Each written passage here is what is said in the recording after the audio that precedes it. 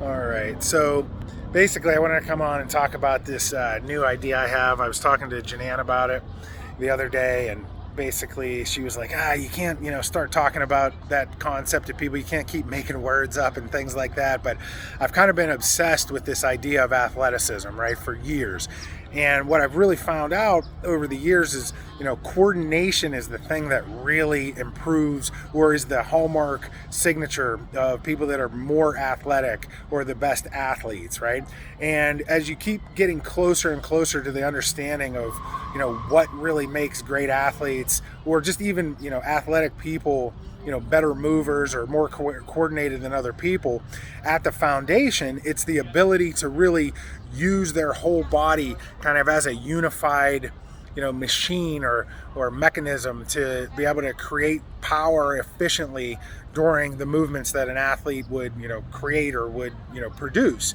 And with that, that's where your core is so important, right? Your core is basically your trunk. You can really look at it from, your trunk and your thorax, and then, your arms and legs attach to that trunk, or thorax, however you want to look at it, your pelvis and your rib cage, and then your arms and legs are attaching to that. And so the most economical movers, right, the most efficient movers, they're able to coordinate the swinging and movement of all four of those limbs while they're doing some full speed dynamic movement with all these different variables and whatnot, and they're still able to maintain that graceful movement similar to like a dancer or a gymnast. But when you think about football and basketball and wrestling, you have all these other variables that are coming into play.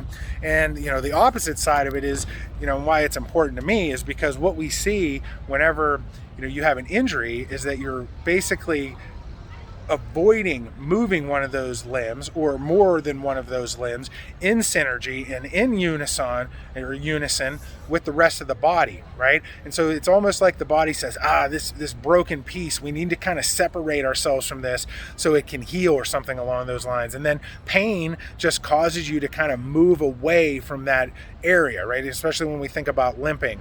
So at limping, whenever we go to put our foot on the ground, if we have a painful back or hip or knee or ankle or foot or whatever, we tend to weight shift our body away from loading into that limb with full power.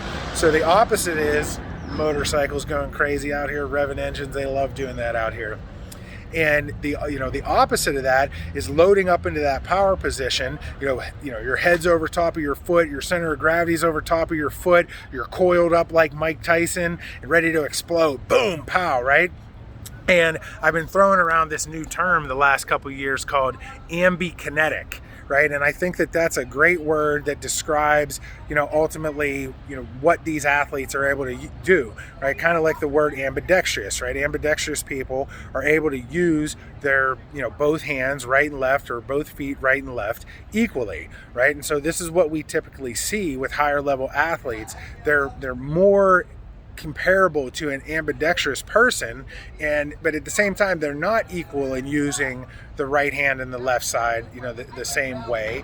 So I came up with this idea that, especially when we think about how movement works with this 60-40 weight shifting and 60-40% rotation, is that it's really both sides of the body and all four limbs are coordinating to work on this energy or movement, right? And so I call it ambikinetic. So I'm going to keep talking about that as we go here, and I think it's really a foundational principle. If any of you other kinesiology experts know a term that describes that, I'd love to hear it so I don't have to keep making up my own words. But until then, I'm going to go with ambikinetic. All right, I'll talk to you guys later. Bye.